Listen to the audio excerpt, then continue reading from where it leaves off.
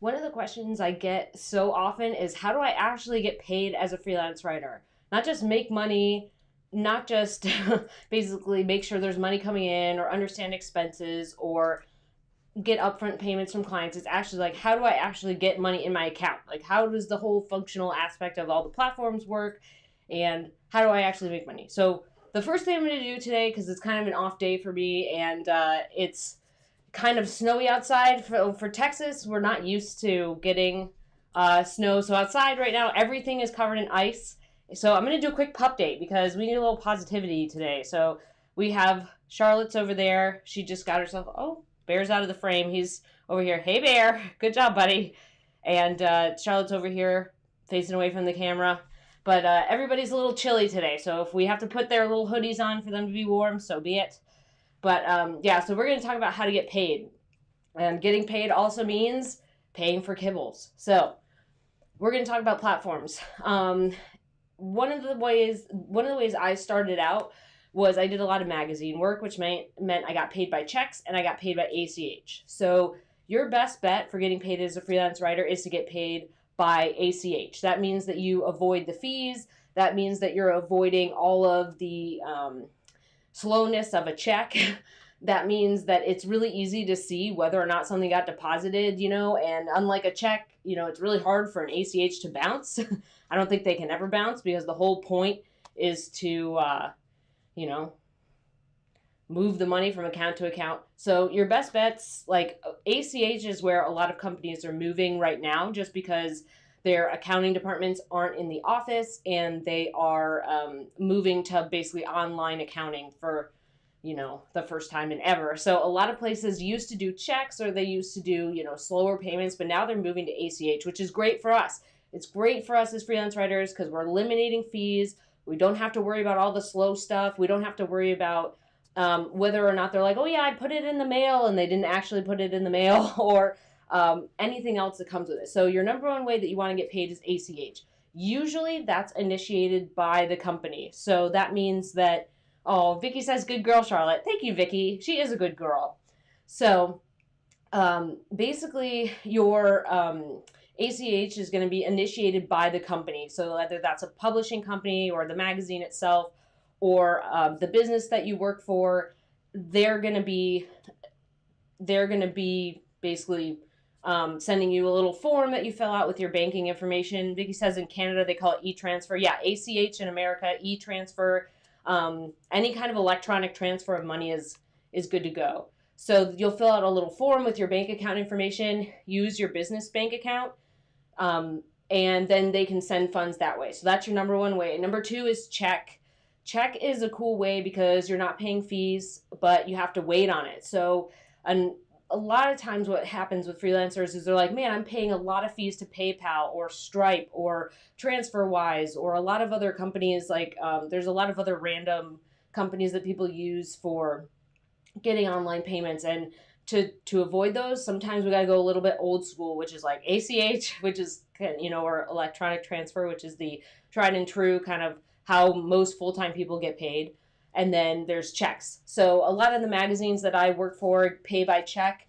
A lot of them, though, are moving to ACH, which is great. But when they're paying by check, they're going to mail it. So let's say your invoice becomes due. They mail you the check when it's due. Sometimes it gets there on time. Sometimes it's late. Sometimes they forget. But the good thing about checks is that you don't have to worry about paying fees unless it bounces, which is a very rare thing, I think. I don't think I think I might have had one issue with a check over my almost 10 years of freelancing. So we have the check situation coming in the mail, which means they either mail it like when they're supposed to so that it arrives when it's due, or they mail it basically on your due date and you have to wait for it to get there. So checks are a way that a lot of places pay in terms of like an old school style method, or like it's just easier for their accounting department to do it by check because they send everybody's checks at the same time. So checks are a little bit, they're great for not paying fees, but they're a little slower. So we have ACH, number one. Number two, we have checks. Number three, we can talk about platforms. So there's all these different platforms that you can use to get paid as a freelancer. I used to use PayPal a lot, but now I use Stripe, and here's why. I like Stripe because although it has the same fee as PayPal if someone pays by credit card, they have a super low fee for bank to bank payments. PayPal doesn't allow you to do bank to bank payments as far as I've seen. Like basically when someone has a pop up window, like I use Dubsado, so people can pay basically through Stripe through Dubsado. So I send them an invoice on Dubsado. They click the button to pay, and it pops up a little window, and it says, pay this invoice, and then like in little font it says like powered by Stripe, and the button says like pay by credit card or pay by bank or pay some other, like basically pay with a debit card or a bank account. And with Stripe, it is super low. I can't remember off the top of my head because they change it. But to get paid through Stripe through bank to bank is like 8 cents, or like it's like a maximum of $5.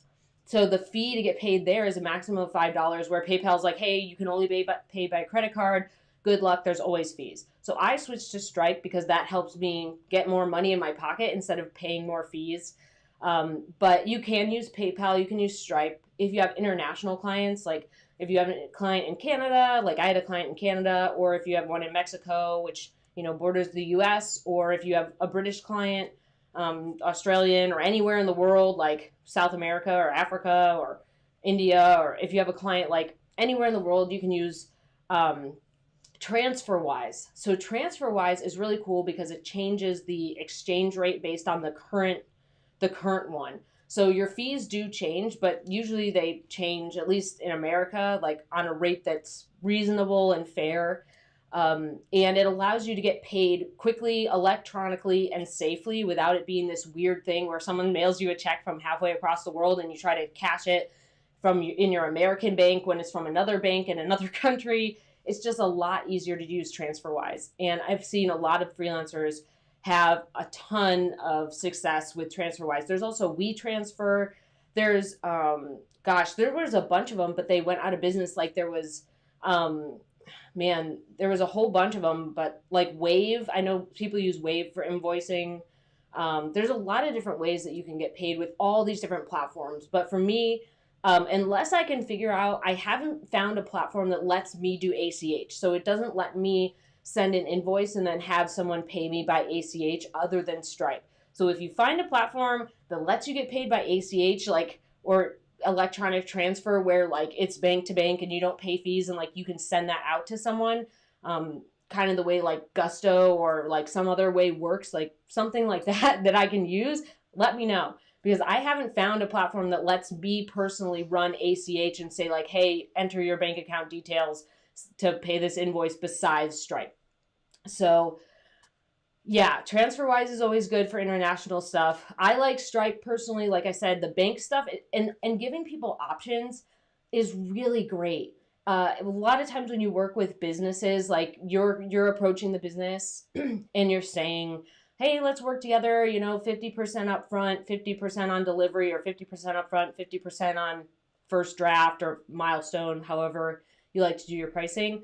It's a lot quicker for them to pay electronically. So if you have to do ACH, that's usually on their end. If they're sending a check, that's on their end. But if you're doing a platform type payment, and they can choose between credit card and bank transfer or bank payment, that gives them two options. Like maybe they feel more comfortable doing basically auto pay through a bank account, or maybe they feel, more comfortable just doing it quickly with a credit card. Like those kinds of options are really great. And PayPal is like straight up credit card, like whether you get paid by debit or credit, or like those pay as you go cards, you pay the same fees. But Stripe lets you give them more options to pay, and it's, I think it's better to pick one. So I don't think it's better to offer like I pay Stripe or PayPal or Venmo or like just pick one.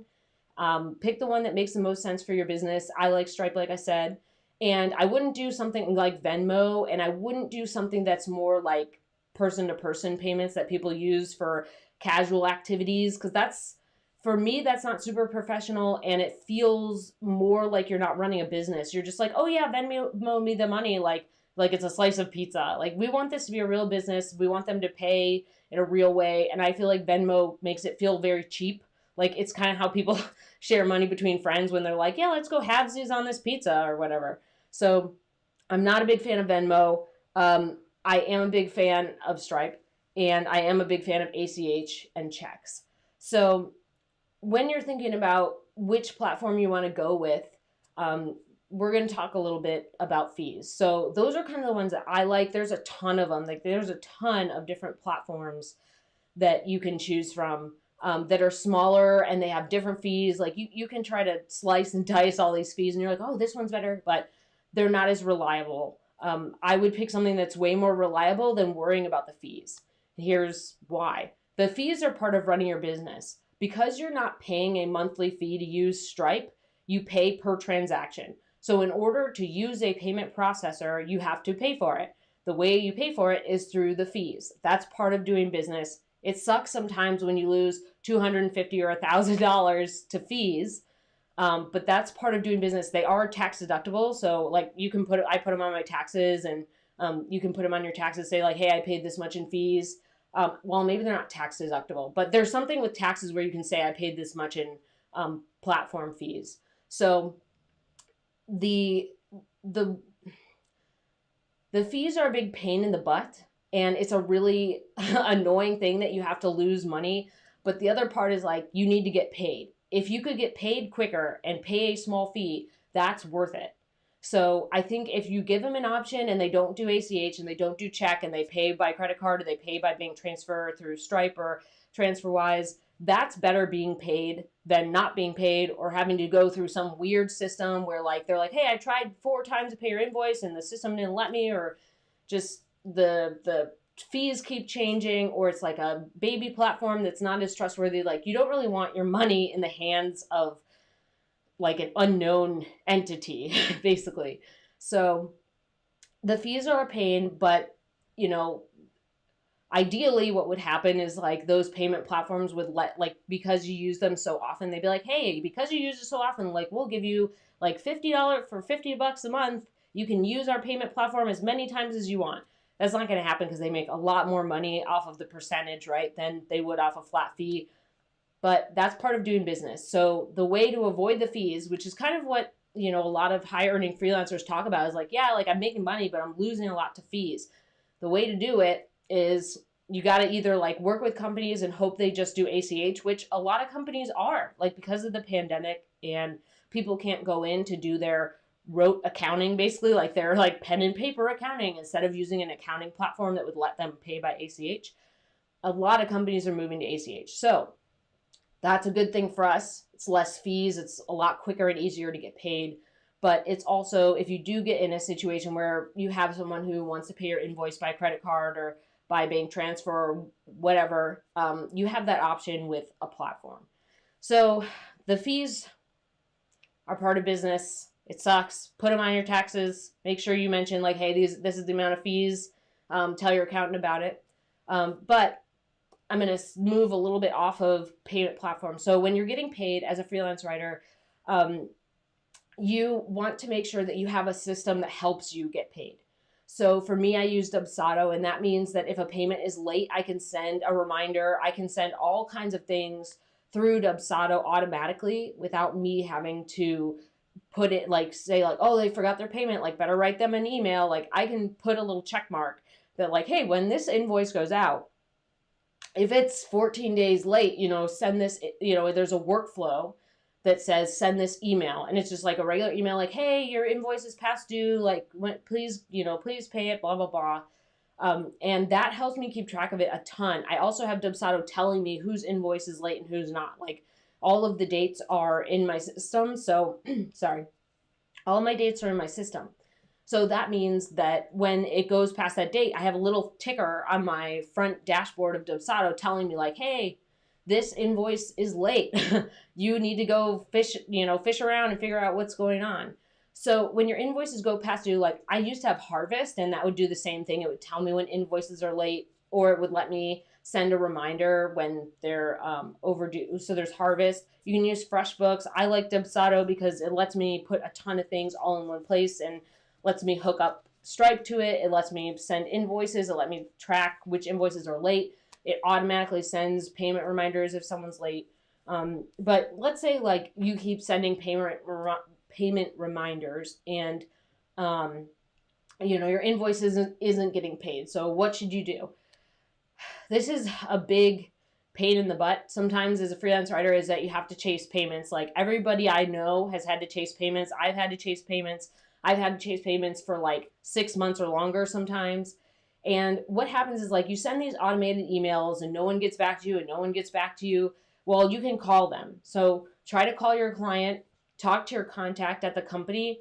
If your contact at the company doesn't know anything, or they're like, oh my gosh, I had no idea, like, you need to call accounts payable if they have an accounts payable department.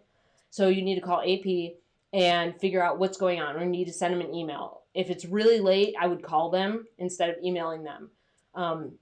But send them that email and send them that email and say, like, hey, what's going on? And if you get on the phone and be like, hey, I'm looking into this invoice, and make sure you reference your invoice number, how much it is, when you sent it, when it was due, and talk through it. Like, usually if you can get on the phone with the AP department, you're usually good to go and you can get it figured out. But a lot of people, sometimes people dodge payments, or they're like, oh, I missed this in my inbox, or I forgot, or whatever. Like, don't let up because you feel like you have to follow up a ton. Like, if they've missed their payment, like, you did the work, you turned in the work, you turned it in on time, you did whatever edits they asked, like, they owe you money for doing work. So even if you have to send them an email every single week, which is what I've done before, like, when people are super late, I will send them a reminder email every single week. If I can't call them, like, if I can't find their number, if it's a big company and like their main office, like, I had a company where their main office was like on the other side of the world, so it was you basically couldn't call them. So I would send them an email every single week. Hey, you missed your invoice. Hey, you missed your invoice. Like, and I kept doing that. Like, I just set it up as an auto thing where it's like every Wednesday or whatever, or every Tuesday, it went out and reminded them about it. And I eventually got paid. But don't don't let up just because you're like, oh no, they didn't pay me. Like, you need to get paid for work that you turned in and did on time and all that stuff. So if your invoice goes past due, if you're not getting paid, then you need to follow up. And then if you follow up your contact, they don't know anything, follow up with AP. If AP can't get their stuff together, keep calling them, keep nudging them. With payments, there's this funny story that I heard. I don't remember if it was at a conference or if it was at some kind of like webinar, but I heard a story about this guy who camped out in the office. He went into the office with a tent and like everything, and he camped out in the office until he got his check. So he was like, well, I'm just here now. Like, you owe me money. He put up a tent and he camped out in the office until someone paid him. And they did pay him, and then the magazine went out of business. But he did get paid. But this is the kind of stuff, like, sometimes it's really hard to get paid. So if your invoice isn't, if you have a client that's kind of like, basically dragging it on payment, you need to go follow up with them. The other piece is, sorry. The other piece is getting paid up front. So this is why I tell a lot of my coaching students, and I'm going to put this in my course that's coming up soon, is that when you're working with certain things like publications, you're not going to get anything up front. You're going to do the work and then they're going to pay you. That's how it works. But when you're working for a business, you're doing like a content marketing project, or you're doing like reported articles for them, or brand content, or whatever, you need to get at least 50% up front. And here's why. If your invoice doesn't get paid, you need to have at least some money. Like, if something goes wrong and your invoice doesn't get paid, which is pretty rare, this is a rare occurrence. But if it turns out that your invoice doesn't get paid, you need to have at least something in your pocket for the work. So that means 50% up front at least. I have friends who get 100% up front. I haven't switched to that yet. I might. I do 100% for the month if I'm doing a retainer. So like if I do a retainer on the first of the month, that month's payment is due. So that's when I do that, like 100% up front kind of. But if I'm starting a project and it has a couple milestones, or it's, basically like, here's what we're going to do for the next 3 months, it's 50% upfront and 50% basically on delivery. So I'll send them an invoice right when I send I turn in my last piece of work and I'm like, here's the invoice. The 50% upfront protects you. At least you have something in your pocket. At least you got paid partially for the work. And it's also kind of this trust thing where you're like, hey, I need something to get started on this work. And if they pay you on time, that's good. If they don't pay you on time, that's a very good indicator about how your next invoice is going to go. So if it's a real big struggle to get that 50% upfront payment, maybe you might want to consider not working with them and just say, you know what, keep your money. Like, I don't think this is going to work. It's a very easy way to get out of it if they like don't give you your 50% upfront. So that means like you tell them like in your contract, you say, hey, like work does not begin until I get 50% upfront. So that bogs up the whole thing. You say like, I'm not touching a key. I'm not poking anything until I get 50% upfront. So if it takes them a month to get you 50% upfront, like that can be a big red flag. Sometimes it's just because they're disorganized and they're trying to onboard everybody at once, and sometimes it works out. But a lot of times that's a big indicator of how things are going to go. So 50% upfront, put something in your pocket. It makes sure that you get paid for some of the work, right? It makes sure that you can kind of test them whether or not they actually have money and they can pay on time and they can figure their shit out. And paying upfront means that they see the value in working with you. They're like, yeah, of course you need some money upfront to get going. Like, no, we're not going to like wait 6 months to pay you for all this stuff we're asking you to do. So yeah, Vicky says she does 100% upfront for small projects. Yeah. So yeah, I like 100%. If you're doing a small project like under $1,000, you might want to consider doing 100% upfront. But if you have something that's like $5,000 or a bigger project, maybe 4K or 3K, sometimes it's hard for people to pay all that up front. It just depends. But at least getting something up front is really important. And then if your invoice goes past due, you're like, well, at least I have half, and then you can get the rest later. So that's kind of a little bit on that. I'll give you guys a quick update while I get some water. Charlotte's sitting there like with her little ears.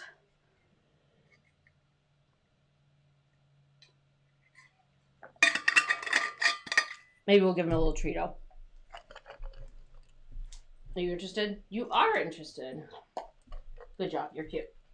You want one? You're so far away. Ugh. Here you go. You look cute today. I like your funny ear. I like how it sticks up. Here you go, buddy. You're so far away. So old. Hello. Hello. She's like, I don't want to look at your face. I want those. Yeah, I know. I know. That's how it is, Charlotte. I'm just the treat fairy. Good job. You're cutie. All right. So if you guys have questions about getting paid, pop them in the chat. So we'll do that real quick. And just remember that part of, oh, this is attractive. Yay. The wet stains. Okay. At least I showered today. Okay. This is just how it is right now. Just as like a little FYI, I've been sick for like 3 weeks and I've been really trying to power through. I've been sleeping a lot and I haven't been coughing except for now. My throat's just dry right now.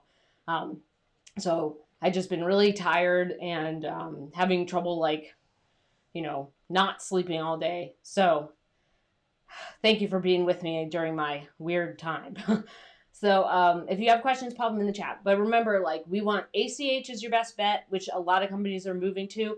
Checks are really, your way to avoid fees, but they're a lot slower. Your third one is payment platforms. So that means Stripe, PayPal, TransferWise.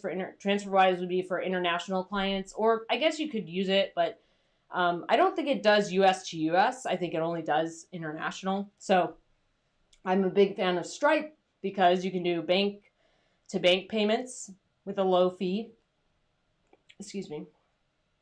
And the fee is like not more than $5. And then it also gives them the chance to pay by credit card if they want to do that. There's a bunch of other platforms out there that you can check into. If you find something where you personally as a business can run ACH, let me know, because I haven't found anything that lets me send invoices for people to pay by ACH. So, and then if your invoice doesn't get paid, make sure that you follow up with them. Call your contact, call accounts payable, talk to someone who manages money of that business and make sure that you know when you're getting paid. Like, ask them specifically, especially if it's been way past the due date. And I'm talking like a month. If it's like 2 weeks past, like, still check in and figure out. But then if it's like 2 weeks again and you're now at a month past the due date, like, you need to put your foot on the gas and find out what's going on over there. Make sure you get 50% up front at least. If you want to do 100% up front for small projects, that's okay. I think To me, a small project would be like under $1,000, like maybe under $2,000. I would get it 100% up front. Like, let's say someone came to me and they're like, hey, I need that. Like, they came to me around the first week of the month and they're like, hey, we need this by the end of the month. That's something where I might just say like it's 100% up front. It just depends. But make sure you get something up front. So if anybody has any questions, pop them in the chat. I'm going to go through the chat a little bit. I'm going to give you guys a quick update. If you guys feel like this has been helpful so far and you've gotten some information, make sure to give it a thumbs up. Subscribe if you feel like you want to learn more about either freelance writing or like how to improve your freelance writing business. Charlotte's asleep. Actually, I just said it and now her ear popped up. All right, let's see. Hello, did you hear your name? You're like, I must be getting something. All right, you can get something because you're cute. Bear, you're not even in the frame. You're like far, far away. Ugh. There you go, buddy. All right, let's see. Yeah, ACH is automated clearinghouse. Happy Friday, everybody.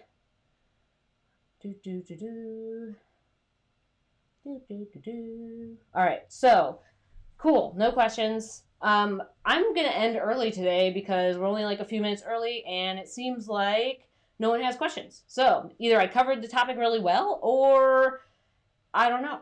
Maybe there's just no questions. So hope this was helpful, and make sure that you get paid. Make sure you figure out the programs that work for you. Like I said, if you can hook up something like a platform to your invoicing system, so like my Stripe is connected to Dubsado for me, or if you wanted to do Stripe to Harvest or FreshBooks with PayPal, make sure you have something that's hooked up to it so it's like very easy for someone to get the invoice and pay it. Yeah, hope that was helpful. Thumbs up if you like it. Subscribe if you feel like this was helpful and you want to hear more. And I hope you guys have a great weekend. I hope it's not as frozen as it is here. And yeah, have a great Friday. Bye.